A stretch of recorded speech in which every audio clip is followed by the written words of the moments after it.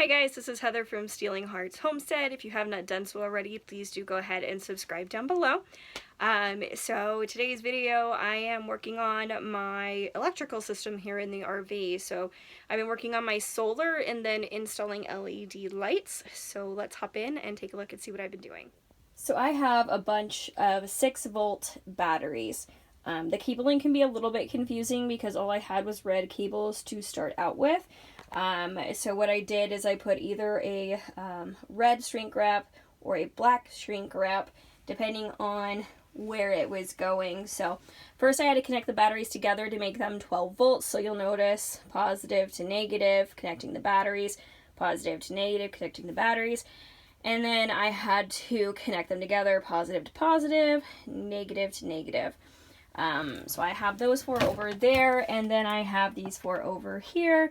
In order to connect them all together, I again had to do the positive to positive, negative to negative, but over this long stretch to the other battery bank. So in here it looks like a hot mess, but I'm hoping it'll work. I have my battery shut off. I have my positive bus bar, my negative bus bar, my 300 amp fuse. So I don't have my positive hooked up yet to the batteries, just because I don't want all of this stuff to have any power from the batteries. I don't want anything draining. So it'll go from the positive to the battery, to my battery shut off, to my bus bar, the amp fuse there, and that is hooked into the positive side of my inverter. Then I have my negative hooked up, which goes to my bus bar. From my bus bar, it goes to my inverter here. And then this is a negative wire. As you can see, I have black on the end, but I ran out of black cord. And that goes to my charge controller. I am missing my 120 amp circuit breaker. But everything is kind of coming along. I am hoping that I'm doing it correctly. I've been following a diagram that someone was nice enough to send to me. So I've been kind of hobbling my way there. I feel like I'm probably 50% done. I feel like I have a long way to go. So the other thing I've been working on is transferring all of my lights over to LED. Since I am going to be on solar, I want to make sure that everything is as energy efficient as possible. So I bought these lights off of Amazon that I am installing today. Gotten one installed. It doesn't show real well on the camera.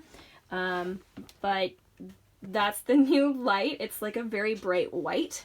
And then over here we have the old light, which is kind of like a mellow, like yellow color. So I think it's going to be a lot brighter in here, which is really exciting. And then it's also going to be obviously more energy efficient. So I'm pretty excited about that too. So these lights actually can just be either one or both. So that allows you to kind of dim things down a little bit. I have a bunch of lights in here that I am replacing. I think I have like 6 or so, and I've gotten one down so far. But I am making progress. I have a few other things on the camper that I need to fix, but I did expect some of the things to not work as well as they should. One of my window latches I need to replace. One of the knobs to open the windows I need to replace. In the bathroom, the shower is leaking water, the actual fixture, not the tub. I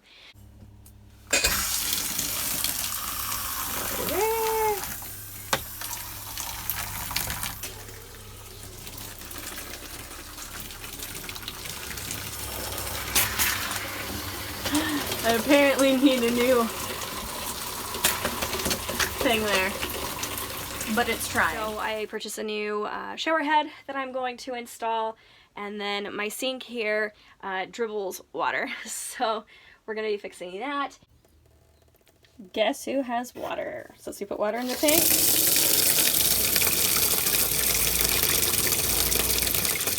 I have water. Did not have the hose from the water inlet on the outside into the tank. That over the years it got very, very brittle and it broke, and the previous owners never fixed it, so they just had it hooked up to city water, so they didn't have to worry about that. My neighbor came out and he took a look at it, and we were able to get water in the tank. The tank is holding water, which is super, super exciting because I did not want to have to replace that. So in the next couple of days, that hose should be connected to the tank to make filling it a heck of a lot easier. And that's one of the big things that we have going on. Slowly inching my way towards getting this livable for me out there.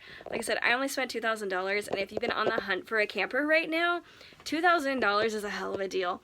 With COVID, everybody is buying campers.